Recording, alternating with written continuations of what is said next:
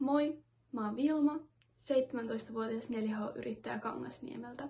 Mulla on siis oma 4H-yritys Brillante Hobby Horses ja mä myyn keppihevosia, jotka on laadukkaita ja käsin tehtyjä. Suurin osa keppihevosista menee Instagramin kautta myytyä. Mä olin joku 7-vuotias, kun mä innostuin keppihevosharrastuksesta ja mä tein ensimmäisen keppihevosen äitin kanssa yhdessä. Ja siitä jotenkin lähti semmonen kipinä siihen lajiin ja muutenkin käsitöihin. Mä kokeilin laittaa yhden keppihevosen, jonka mä olin tehnyt, niin myyntiin Instagramiin ja siellähän se meni myydyksi. Ja se kipinä vielä oikein leimahti, että tää on se juttu, mitä mä haluan tehdä. Ja siinä sitten joku ehdotti, oisko ollut äiti, että hei, perustappa Vilma 4H-yritys tällä sun keppari-bisnesidealla.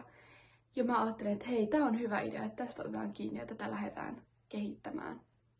Kyllä mä sanoisin, että just se innokkuus ja palo haluta tehdä sitä juttua yrityksen avulla, mikä on, niin se johtaa pitkälle. Mulla hienoimmat jutut, mitä mä oon saavuttanut tämän yrityksen kanssa, on ollut just sen ansiota, että mulla on ollut se kova innokkuus tätä mun harrastusta ja käsitöitä kohtaan. Ja kyllä se innokkuus siitä työtä kohtaan näkyy myös siinä tuotteen lopputuloksessa. Jokaisen matkalla 4H-yrittäjänä on varmasti epäonnistumisia ja pettymyksiä, ja ne kuuluu asiaan. Semmonen vinkki mulla olisi teille, että älkää antako niitten lannistaa. Jos mä olisin vaikka jossain vaiheessa lopettanut epäonnistumisen takia tämän mun 4H-yrittäjyyden, niin en mä olisi päässyt nauttimaan niistä mun kivoimmista hetkistä, joita sen kehityksen ansiosta on just tullut. Et kannattaa ottaa ne semmosena kasvuna. Ehkä mulle vaikeinta 4H-yrittäjyydessä on se, että tuotteet ei mene aina nopeasti myytyä. 4H-yrittäjyys on opettanut mulle sitä, että tulee tehdä paljon töitä ja oppia virheistä. 4H-yrittäjyys on opettanut mulle myös myyntitaitoja. Mä oon oppinut 4H-yrittäjyyden kautta myös tuntemaan itteeni paremmin ja semmoista itsevarmuutta tekemiseen. Mä annan tähän loppuun vielä pari vinkkiä ja mä toivon, että näistä joku auttaa teitä tässä teidän 4H-yrittäjyyden alkutaipaleella.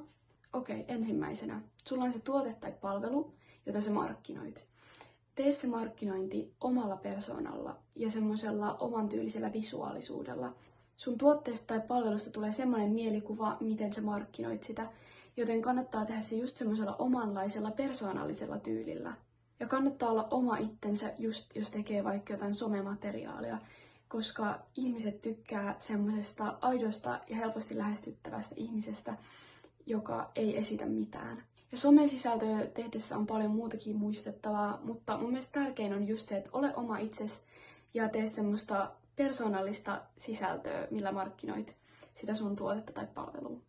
4H-yrityksen perustaminen voi tuntua aika jännittävältä jutulta alkuun, mutta sitten kun luottaa siihen omaan visioon, mikä siitä yrityksestä on, niin sillä pääsee pitkälle. Sitten vielä kolmas eli viimeinen vinkki. Oo aina avoin oppimaan, äläkä pelkää kysy apua.